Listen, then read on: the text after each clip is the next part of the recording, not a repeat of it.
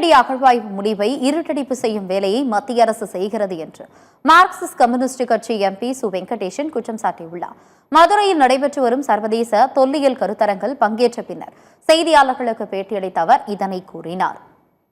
இந்தியாவில் இவ்வளவு வளமான வரலாற்று நிலமான தமிழ்நாட்டில் இந்திய தொல்லியல் துறை ஒரு அகழாய்வை கூட இன்றைக்கு செய்யவில்லை.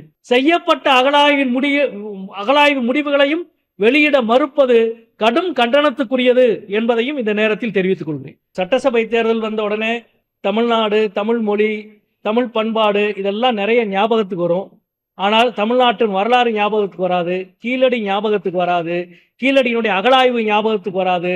தமிழ்நாட்டில் இங்க இன்னைக்கு அறிவிக்கிறார்ல, தமிழ்நாட்டில் 10 இடத்துல நாங்கள் அகழாய்வு நடத்துவோம் என்று அறிவிக்க தயாரா?